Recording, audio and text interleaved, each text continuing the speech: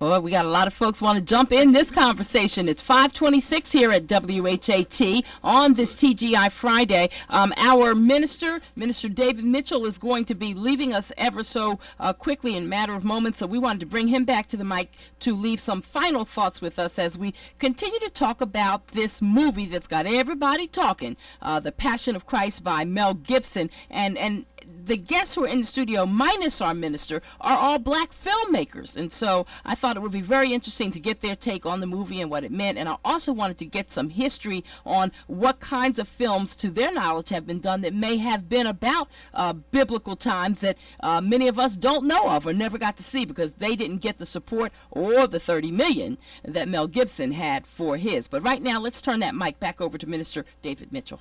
Thank you.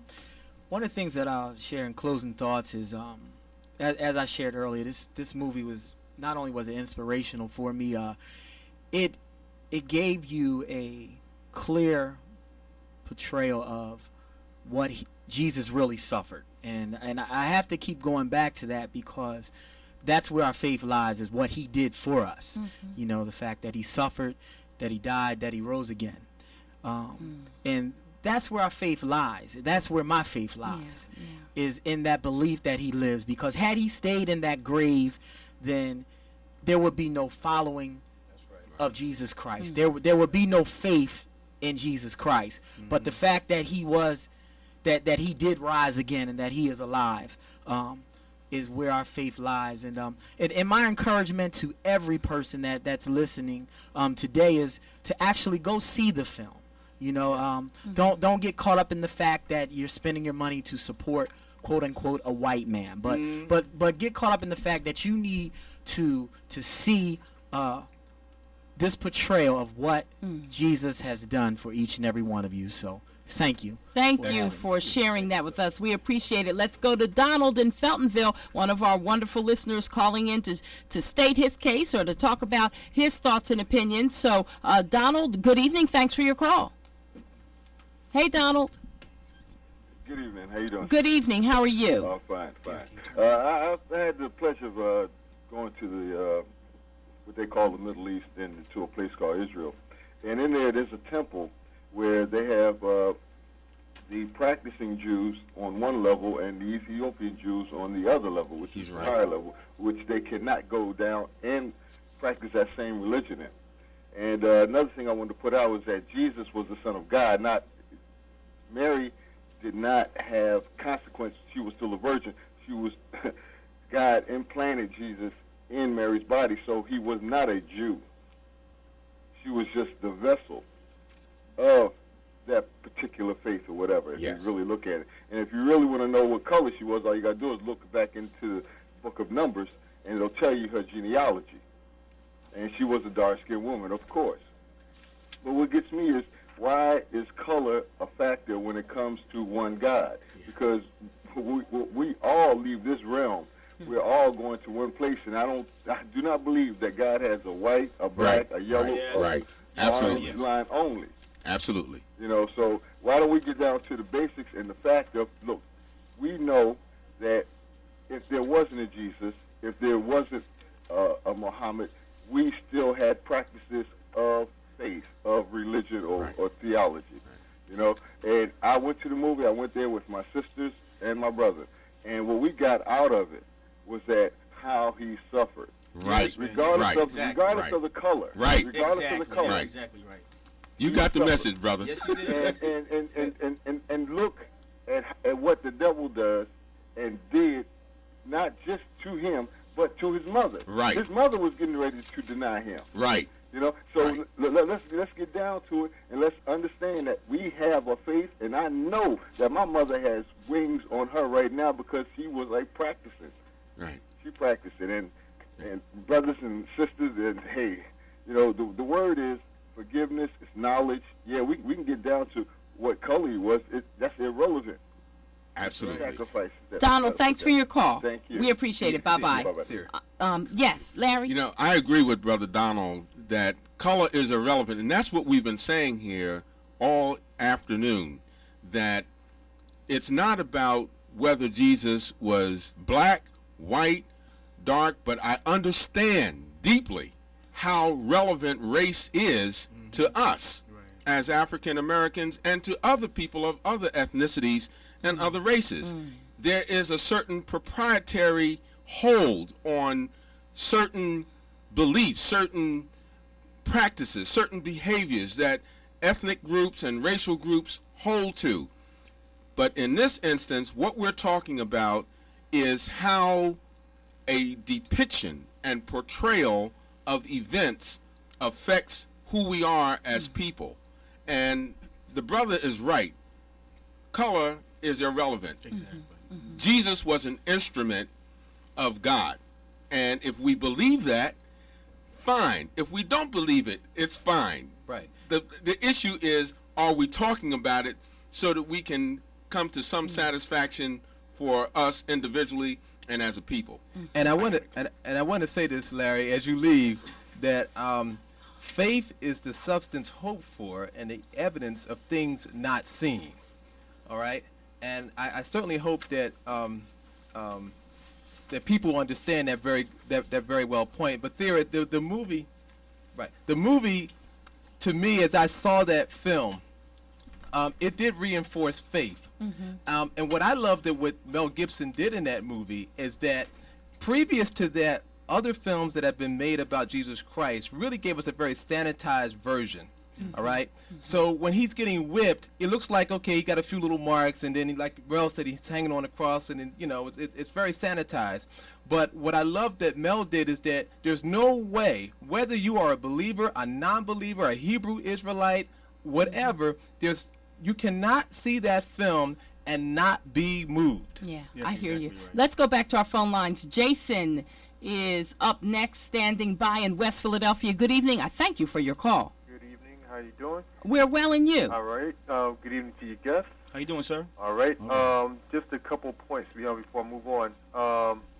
Jesus Christ Superstar. There was there was a couple controversies about that. Judas was portrayed by African American Carl Anderson, who recently passed, both on the stage version, the original Broadway version, and in the movie version, which came out about 30-something years ago. Right. Also, there was a controversy in New Jersey back in the mid-'90s, in which a brother was pegged to play Jesus Christ. Yeah, we talked about that, brother, earlier in the show. You probably just tuned in. Yeah, I tuned in recently. Yeah, in fact, a guy named Jeff Hart talked about that. Okay. In regards to the movie, I did see the movie. I didn't see it for the historical accuracies, but more so the Masonic symbolisms thrown in there. When I see a movie, I don't see it for entertainment purposes. I see it for, what are they going to throw at you? And there was a lot of Masonic things that was thrown at me. And in regards to Jesus' personal account, I'll say this. It's the truth, but at the same time, it's allegorical. And I'll give you a small example. When I was brought up, my parents always had a plaque of Jesus, the word Jesus, in the shape of a fish. And years later, I discovered that Jesus was represented by the fish, whereas you have the Virgin Mary. Now, you look into the zodiac, or the constellations, you'll see that the zodiac Virgo is represented by the Virgin, and of course, the direct opposite of Virgo is Pisces, which is represented by the two fish. That's all I want to say about that. And remember, too, brother, that when Jesus was calling his apostles, he would go fishing for his apostles, and his apostles would go fishing for believers. In fact, Jesus said, "Follow me, and I will make you fishermen of men." So that's very, very accurate. You know what? I've got to go to the roadways and get a traffic update. I've got some commercials as well. Jason, have you pretty much shared what you wanted to say with us? Pretty much. Okay, so All right. in other words, are you ready to hang up, or are you going to hold on and come back with your final thought? I'm going to hold on and come back. All right, it's going to be about a 4-minute wait. All right. Okay, let's go to the roadways. Mary Cantel stands by at 5:36. All right, thanks, Thera. It's not too crazy a Friday night. It looks pretty good overall, but we do have our normal heavy slow spots. We are tight on the westbound Vine in the stretch between the Parkway and the Schuylkill merge. Once on the Schuylkill, traffic dragging there westbound between Vine and Girard. We're slow again further west around the curve and heavy at 202 with inbound delays at the curve, and then further east east on the Schuylkill, you'll hit congestion between 30th Street and South Street. 95 south, generally heavy between Academy and Cottman, and slow again in Delaware County on the approach to 476. And we see some slow going at the Commodore Barry Bridge. Area bridges, including the Walt Whitman and the Ben Franklin, doing fine, both into and out of Philadelphia. No major delays along mass transit. This update is brought to you by your New Jersey, Pennsylvania, and Delaware area Jaguar retailers. Awaken all your senses and get behind the wheel of the new Jaguar X-Type. With all-wheel drive, you can lease one for only $299 a month. I'm Mary Cantel on 1340 WHAT, the voice of the African American community. Listen Monday through Friday to the Bloomberg Urban Report. Now you can have financial news 3 times a day. 7 a.m., 12 noon, and 5 p.m. For the latest in stocks and trading information, tune in to the Bloomberg Urban Report 3 times a day on 1340 AM. WHAT, the voice of the African American community. Hey, it's Lobster Fest, and oh, the things we're doing at Red Lobster. Imagine this: succulent lobster, fresh asparagus, and tender penne pasta, all tossed together in our special creamy garlic Alfredo sauce. Well, why just imagine it when you can savor it right now? Lobster asparagus pasta with salad and fresh-baked Cheddar Bay biscuits for only $10.99. Imagine that. The way we do the things we do, the way we do the things for you. Elin Harris is the most successful African-American male author of all time. Now experience his writing live on stage and Not a Day Goes By. Not a day goes by.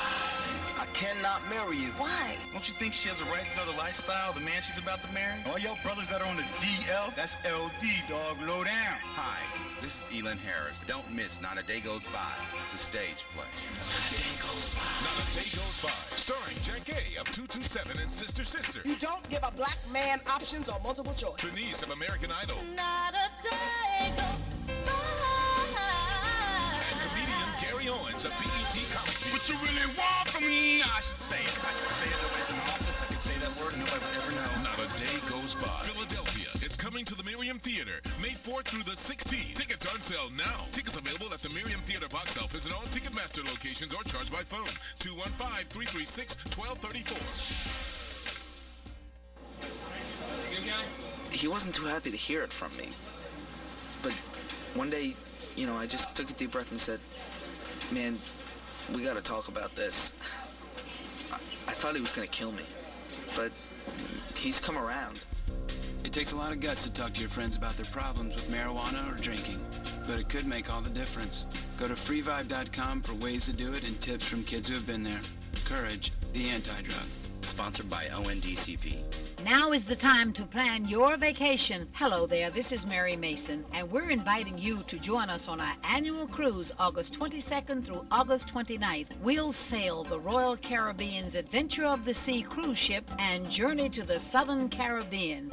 Ports of call include San Juan, Aruba, Curacao, St. Martin's, and St. Thomas. Your package includes round-trip air from Philadelphia to San Juan, 7 nights cruise, all meals and entertainment aboard ship. This is always a sellout, so get your deposits in right now. Call Rose Tours 215-533-5700. That's 533-5700. With prices as low as $1,399 per person, there's no reason why you should not join us this year. Bring your family, friends, co-workers, and sail the Caribbean seas August 22nd through August 29th. Call Rose Tours right now, 533-5700. You're listening to 1340. 1340 AM. WHAT, Philadelphia. The voice of the African American community. All right, we're back as we keep going on this Friday edition of our program. Jason's going to jump back in and make his final case in just a moment. But first, let's go back. Yeah, I just want to make an interesting point. We were talking during the break with Kevin, and I think that the brother that's on the phone was making a good point, too, about symbolism. I thought another interesting thing about the film was that the character that played Satan was played by a woman. A lot of people don't realize that, because the way that the actress portrayed Satan was very middle of the ground, almost like you really couldn't tell that it was a woman or man. And what I got from that was that Satan could be anybody, could be anything. Doesn't matter. You know what I mean? A lot of times, a lot of people's opinion of Satan is someone running around in a red suit, you know, with a pitchfork in their hand. Right. I think Mel Gibson was trying to say Satan could be a woman. Satan could be any. You saw a snake in the film. You even saw a part, like, even when some of the most heinous crimes were going around, you saw the satanic character moving through the crowd, even with a baby at one point. With a baby, that's disarming to have a baby in your hand. But when you saw the baby's face, the baby looked evil. Yeah. So I think a lot of times by what Mel Gibson did, he was just trying to show everybody, don't always take things for face value. Anybody can be, the people in your life that you meet, everybody's not going to be good. Everybody's not going to be bad. But you have to realize that everybody's not going to always be so cut and dry that you can figure them out I get at a your cursory point. glance. Get your point. Let's go back to Jason and let him wrap up on his thoughts, calling in from West Philadelphia. Good evening once again, Jason. All right, good evening, everyone. Two last things before I wrap up, and this is for the listening audience particularly. In 2 minutes. Okay, in 2 minutes. Number one, Jesus, as well as, the other figures, Moses, Muhammad, what have you, no matter what religion you follow, they represent man. And when I say man, I mean everyone, man, woman, what have you. They represent man with his or her faculties fully awakened in a divine state. Our faculties right now are asleep. And if some of them are awakened, they're awakened in a demonic state. I'll keep it at that. And number two, people need to connect Jesus Christ, or Jesus the Christ, with a man by the name of Yeshua ben Pandera. I'm going to wrap it up right there. Thank you for your call, Jason. We appreciate your input. Let's move on to Dawood. Dawood in North Philadelphia. Thanks for your call. You're on the air. You there with us still? Yes, good evening. Good evening. I had a question and comment to make, but I think the person I would have addressed the question to may have left, the minister. Yes, he had to leave. I think it was him. I'm not certain. It's in reference to Jesus not being African, but a Jew.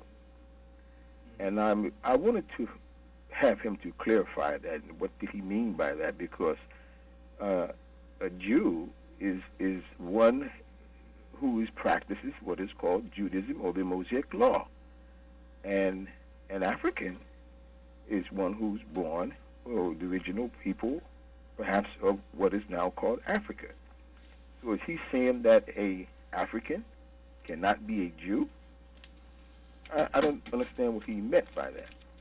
Because certainly, if you would trace history, you would realize that Jew is not a nationality nor a tribal identity, but represent those who follow the Mosaic Law, as did Jesus, as he's popularly known and called. Well, didn't Paul say that we are all Jews by faith?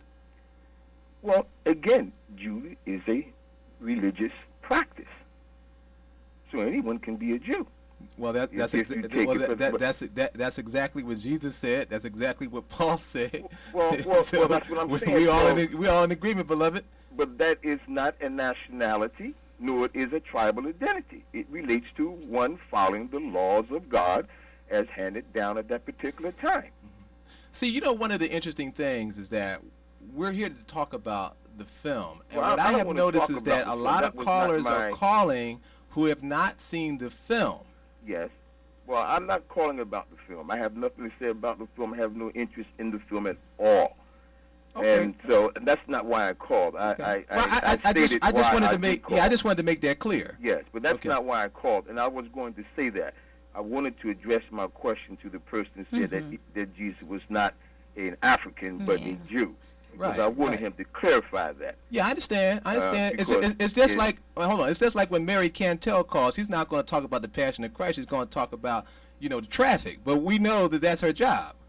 So well, I'm telling you why I'm not calling. I'm not going to have no interest in it. Period. That's okay. And and in reference to the statement that color is not or insignificant. Well, I don't identify people by color. People are, because no human being has a color. They have complexions and various hues. But you know what? And I understand where you're coming from. I've heard that discussion many times. I thank you for your call. I've got to move on. I would. Thank you for being with us. Let's go on to Sandra. Sandra in Logan, you're our last caller for this day for this program. Everybody get ready for the Johnny Sample Sports Show. He comes your way at 6 o'clock tonight. But for now, Sandra, good evening. Thanks for calling. Hi, Thera, to you and your guests. Yeah.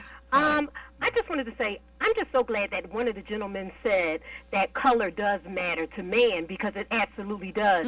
Because, see, I guarantee you, if this was an all-black cast, this movie would be out of the theaters right now, okay?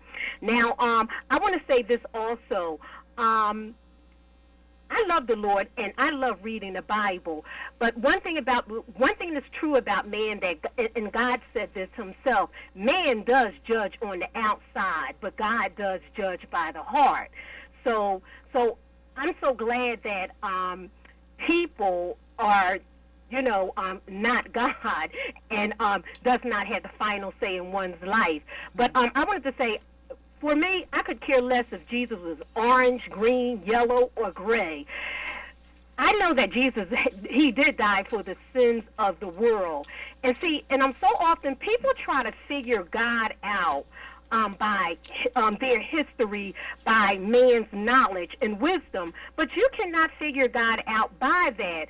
You have to be born again, and you have to have the Spirit of Christ in you, and there are things you just cannot understand by human knowledge, and people need to understand that.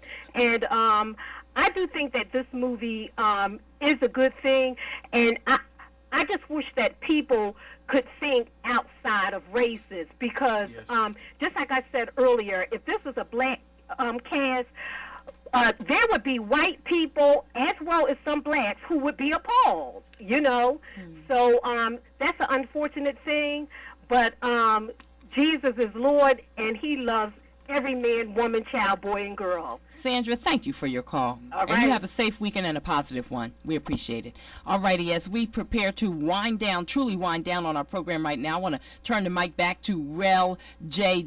Dowdell, and if you would just share with our listening audience a little bit about who you are as a black filmmaker. At the beginning, when you first came on the show a couple of hours ago, you were talking about Esther Roll and how she, in her last days of life and in ill health, she made a decision to be a part of a film that you were making at no charge. She did it secretly so that even her agent didn't know about it till after she had gotten the thing started. But that was special. But tell us a little bit about some of the other things that you've got cooking or that you've already done. Definitely. I'm always working on a new script, and I'm glad that you mentioned Esther Roll, because when she worked with me, that was her last role before she passed away. And she helped me when she was literally on dialysis. She was not well. But when we flew her here to be a part of the project, you would have never even known that she was sick. This was a lady we literally had to help. I literally had to help carry her to the mark. But once I said action, she was ready to go. I had her. She played the dean of the university in my film, and it just goes to show you how God works through people, because that film, I took out loans, and I had to take out loans and borrow money to make that film happen. But I ended up winning over $20,000 of prize money for that film. And what was the name of it? The film was called The Train Ride. It's been on HBO. The Train Ride. It's called The Train Ride. That short film has actually been on HBO during Black History Month for the past 2 years. And I'm working on a new film now, a new script now. But it just goes to show you that, God does work through people, and the Spirit lives, because some of the people that come to you in your life who help you are indeed benevolent. Name some of the other films. You got any others that we can look for? Film, yeah, definitely. I also did something on ESPN. Project I did on Dave Rivers for the ESPN. Like I said, right now I'm working on a new feature-length script. How exciting. So thank God for opportunity. Thank you for sharing. Kevin Sheaf, every time I think about you and your filmmaking, I think about The Barbershop. And I'm like, well, wait a minute, you did The Barbershop before The Barbershop. Movie came out with Eve and the big name stars from California, Hollywood and all that. But you have, how many films that you've done now? Films, and you've been very instrumental in helping me get recognized as a local independent Philadelphia filmmaker. 9 films, and it's hard to believe, and I'm working on film number 10, a documentary called In Search of God and Religion, by the way, that features WHAT's very own Dr. Reggie Bryant. Oh, wow. Doctor. And so, Reggie, if you're listening, brother, get well soon, because I want you to be there for the world premiere. We're planning on premiering it September 11th. And it's a documentary. It's shot in the barbershop, like Barbershop Talk in Black and White that you made reference to, that deals with religion, the very thing that we have been discussing. That's why I called it In Search of God and Religion. We've got Hebrew Israelites, we have Jewish people, we have Christians, we have Muslims in a barbershop on a panel being grilled by Dr. Reggie Bryant, who mixes it up real well. Oh, that It's sounds an like that's explosive going to be piece, awesome. You know? Well, you have to come back and let us know about. We have to spend another time just talking about things that you all have on the front burner, and you might be willing to share with listening audience, people who desire to do what you guys like do. The Thera Martin how do you Milling get story. it started? You know, how do you become a black filmmaker too? If people are interested in that. Yeah, and I would love to do that. And you know, that would be a great documentary. Do a documentary on Thera Martin. Yeah, right. That's right. That's Because right. Thera, you are an institution in broadcast. Yes. Yeah, well. It's not easy for an African American woman to be around as long as you have. And you are a trailblazer, and you have been there. And yes, we have the legendary Mary Mason, but this station is really blessed to have not just one, but two great black women as broadcasters. Angela Bassett wants to play you, Thera. How you feel about that? Right. Tell her, come She's on outside with here it. right now. She wants to come in here. Shoot, absolutely. All right, listen, gentlemen, I thank you all for joining us. I got to get to my roadways and do our final commercials, and our time will be done. Tell Mary I said Cantel. Oh, Mary Cantel, my guest, say hello. Hey. Hey, tell guys. us what the roadways look like.